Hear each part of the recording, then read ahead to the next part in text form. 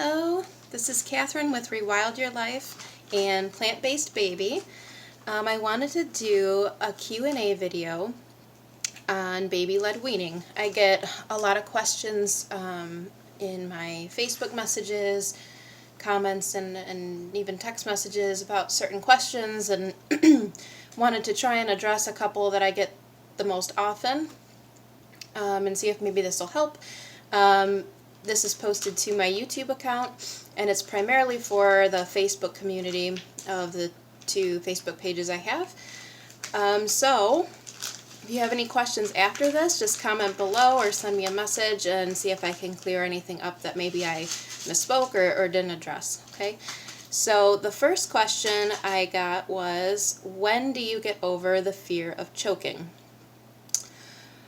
Well, this question is incredibly common even in some of the group communities I'm in. And, you know, really any good parent would just want to make sure their child's not going to choke on something they eat.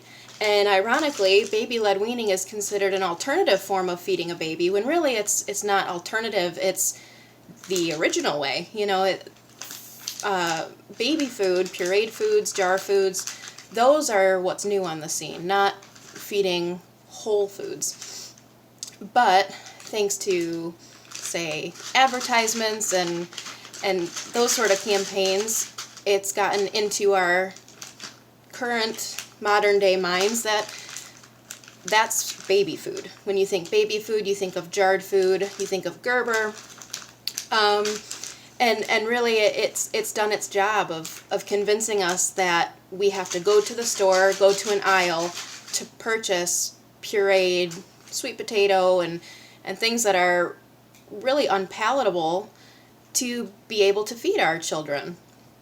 When before Gerber was a thing, and you know, for thousands and thousands of years, children had breast milk. Even before formula, they had breast milk or wet nurses or what have you. And when they began to eat food, they ate with the family. There wasn't a special baby food. Probably the same for dogs. There didn't used to be dog food. There was table scraps, you know. But that's another thing. So in response to the question, when do you get over the fear of choking? I'm sure some people would say never. And you know, it's reasonable to be afraid of that because it's just not the common thing to do anymore. But that being said, I personally never had a fear of choking. Before the baby was born, I knew that I would be doing baby-led weaning rather than parent-led weaning.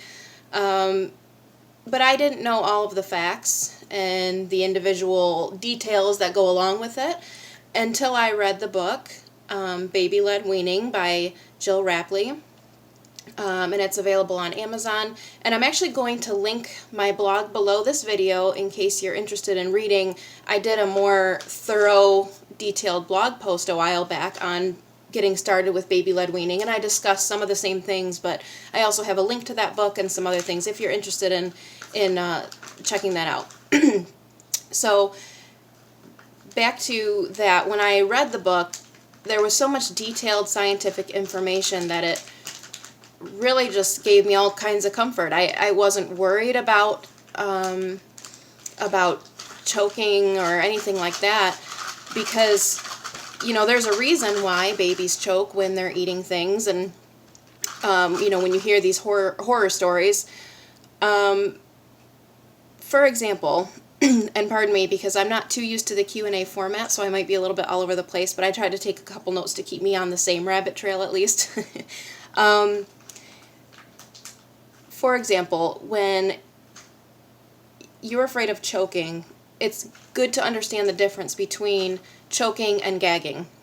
Both are scary words when you're a parent, I suppose, but gagging is a natural response that a baby's going to utilize when learning how to function with food in his or her mouth. She wants to be a part of it. So, choking, you would be able to really make no noise your face would turn blue, your airway would be restricted, these sorts of things.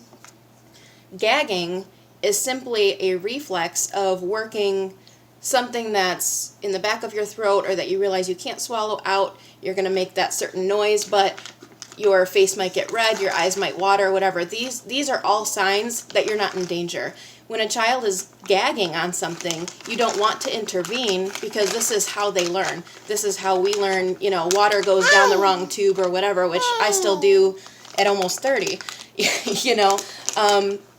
The only time you would intervene is if they clearly aren't able to breathe, if their face has turned blue. And these things are so rare that they really are so negligible and don't come up. Again, if you read the book, you won't be afraid of these things because it explains it in a scientific way that you'll understand that choking is not something to be afraid of. I am more personally afraid of choking with spoon feeding, which is another question down below I'll get into later on. But, again, you want to remember that an infant has a tongue thrust reflex when they're born. And again, later on this comes up when discussing why starting a baby at 6 months old or around there. But that tongue thrust reflex is also something that begins to move further and further to the back of the tongue as they age. Around 6 months, 6 to 7 months is when it's completely gone. So on the average, around 6 to 7 months, a child will no longer have a tongue thrust reflex. Meaning, say at 2 months old, if a child has something that they put into their mouth, their body is designed to then gag that out because they have the receptors to realize they're not at an age where they can safely swallow those things. And it's a beautiful design of the human body. And so part of that is to realize is, you want to be at a stage where your infant is capable of swallowing solid food. Sorry, I'm being a little distracted by the snacks here. You also want to get to know your individual baby. Sitting with your child while they eat, having family meals, that sort of thing, it's very easy to quickly pick up what their capabilities are. And every child's going to be a little bit different. But, I've been able to see, like, with Lorelai, that very early on, she didn't need any teeth to eat things. I've seen people start their babies at 6, 7 months. Their first food was steak and chicken, and obviously she doesn't eat those things, but, say you did, you don't need teeth to be able to function and properly masticate your food. This is a misinformation, really, that goes around. Your individual baby, like mine, she eats walnuts, and there are things that I don't give her because I have difficulty chewing them with my adult teeth. Something like cashews are very dense and very hard. I can only even eat them on my back teeth, and she doesn't have those yet. So, but I give her cashew in other ways. I blend it up into ranch dressings and ricotta cheeses and things like that. She still gets the nutritional value of it, but there's really nothing else that I can think of I wouldn't give her. I've seen, like I said, babies eat ribs and chicken and things that you would consider hard and that you need teeth to do. And, they really have the ability to do any of that. And this fear of choking is related to the idea that infants can't eat foods like adults can. And this was something put out when, companies like Gerber and such came out with baby food. Around that time, pediatricians began to suggest that babies should eat food at 2 and 3 months old. We now know that that is no longer accurate science, that was misinformation. People know that, infants should not have food at 2 and 3 months old. They should have breast milk or formula if that's what they're getting, but no solid food at that age. So at that age, they knew babies aren't capable of chicken and rice and these sorts of things, so they came out with pureed baby food in a jar, because that they can handle, the parent can easily spoon feed that to them, and they get this nutrition that pediatricians assumed they needed.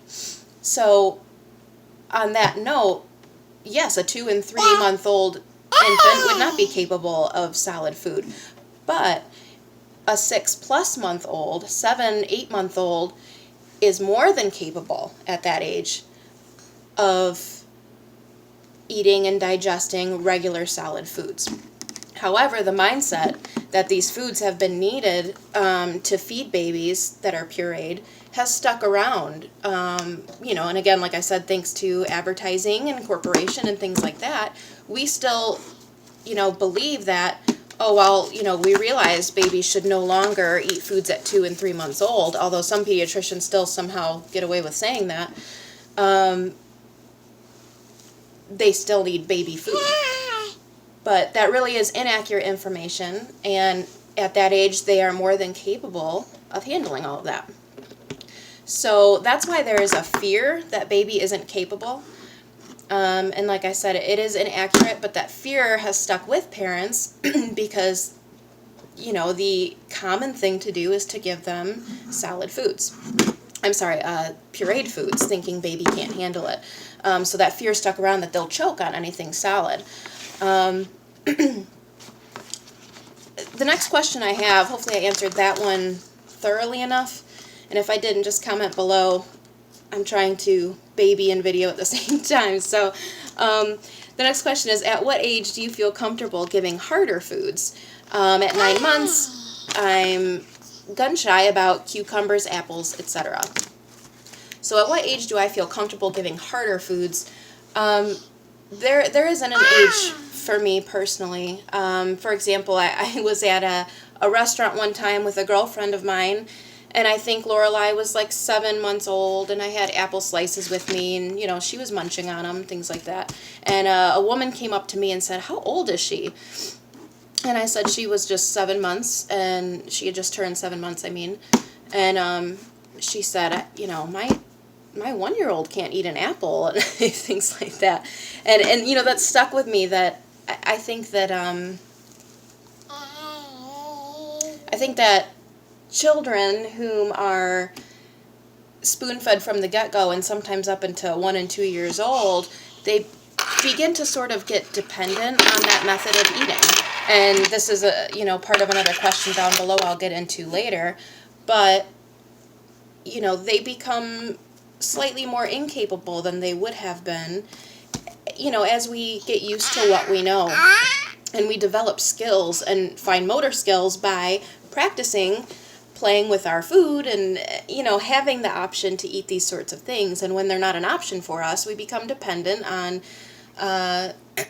on the spoon and having it given to us without actually having to develop things like the pincher grip, which is, the ability to, say, pick up a pea and put it in your mouth, as opposed to when babies are very young at 6 or 7 months old, they usually only have the ability to grab and shove, but those are the type of things that are developed.